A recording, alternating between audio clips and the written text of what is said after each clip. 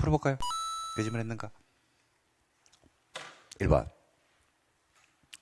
국토개혁 및 위반 법령상 광역계획은 지정하고 광역도시계획에 대한 설명이다. 옳은 것은 광역도시계획은 지정된 광역시의 발전 방향을 제시하는 계획이 아니잖아요. 그죠?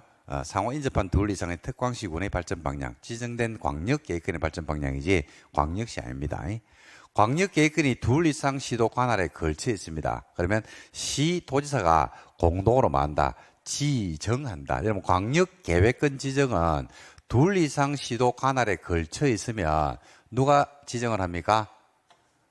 공동으로 지정하는 게 아니죠. 국토교통부 장관이 지정을 하고 수립은 누가 합니까? 계획의 수립은 누가 한다? 시도 공동으로 하죠. 그래서 이거는 뭘 물어봤나요? 지정을 물어봐. 지정을 물어봤으니까 누가 지정한다고 봐야 돼요? 국장이 지정합니다. 그러니까 광역도시계획에서 여러분들 처음에 문제를 보실 때 실수를 줄일 수 있는 수시를 갖다 많이 하는 게 광역계획권 지정 파트를 물어봤는지 광역도시계획 수립의 파트를 물어봤는지를 구분하셔야 됩니다. 이걸 구분을 안 하고 그냥 광역도시계획, 광역계획권, 광역이라는 말만 보고 문제를 풀어버리면 간혹 가다가 실수를 합니다. 그것만 조심하시면 좋을 것 같아요. 그 다음에 3번에 도지사가 시장군수 요청을, 시장군수가 요청해가지고 도지사가 관할 시장군수고 공동으로 아까 했죠. 수립권자와 승인권자가 공동으로 광역을 수립할 수 있어 없어요? 있죠. 그때 국장 승인을 받아 안 받아? 안 받는다고 좀 전에 말씀드렸잖아. 틀렸네. 그 다음에 4번 국장 시도시장군수가 기초조사를 했습니다. 해당 정보를 체계적으로 가려고 효율적으로 활용하기 위해서 기초조사 정보 체계를 구축한다고 했죠. 그죠? DB 데이터베이스를 만듭니다. 그리고 이거 변동사항을 매년 확인하고 반영을 해주는 게 아니죠. 그죠? 몇 년마다? 5년마다입니다. 틀렸네요. 그래서 1, 2, 3, 4가 틀렸기 때문에 답이 5번이네. 관할구역 일부를 광역계획권에 포함시킬 때는 최소 단위가 무슨 단위? 구, 군, 업, 면 단위로 지정을 하는 게 맞네요. 답은 몇 번? 5번입니다.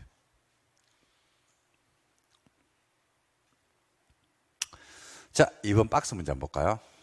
국토계획 및 유행하는 법령상 광역계획권입니다. 에 대한 설명이다. 틀린 것은.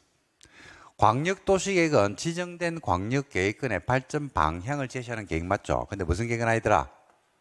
종합계획은 아닌데요. 종합선물세트는 아닙니다. 종합계획은 무슨 계획? 기본계획이 종합계획이지 광역은 종합계획은 아니죠. 그래서 이거는 기억은 뭐가 틀리냐면 뒤에 게 틀렸어요. 그래서 틀린 걸 골라라고 했는데 기억이 틀렸죠. 그러니까 기억이 있어야 돼, 없어야 돼? 기억이 있어야 되잖아요. 그래서 기억이 없는 거는 지합이면 돼요. 답은 그래서 1번과 3번으로 압축이 됩니다. 답을 결정하는 게 뭐가 결정합니까? 니은이 답을 결정하네요. 니은만 알면 이제 답 찾네. 틱을 니은은 몰라야 되네. 니은. 광역계획권이 둘 이상의 시도 관할에 걸쳐 있으면 누가 지정합니까? 국토교통부 장관이 지정하는 게 맞죠? 그러니까 니은이 답이 들어오면 돼, 안 돼? 안 돼. 그래서 니은이 들어오면 안 돼. 그래서 답은 나왔어. 3번.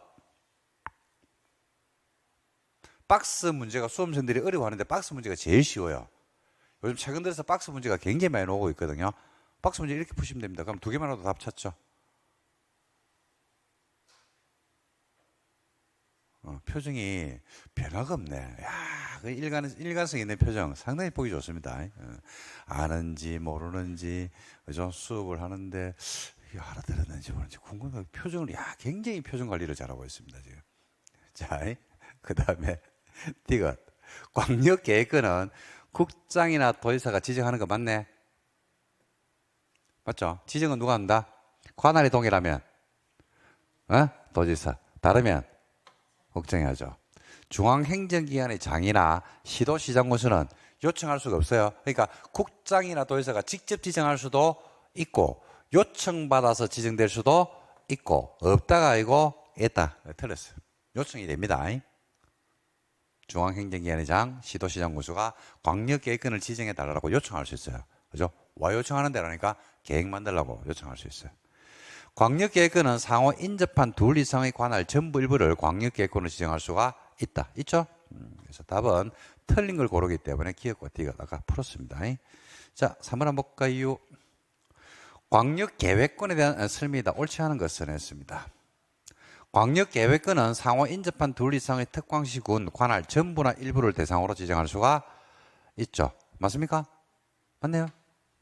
광역계획권은 국장이나 도지사가 지정할 수 있죠. 광역계획권 지정에 대해서 쟁송을 제기할 수는 없습니다. 광역계획권 지정이 구속력이 있는 것은 아니죠. 그러니까 광역계획권 지정이라든지 광역도시 계획에 대해서는 행정쟁송을 제기할 수가 없습니다. 권리구제를 받을 수가 없다는 이야기죠. 그래서 3번이 틀렸습니다. 4번에 도지사가 광역계획권을 지정하려면 시장군수 의견을 듣고 지방도시계획원에 뭘 거쳐야 된다? 심의를 거쳐야 된다. 맞습니까? 네? 맞네요.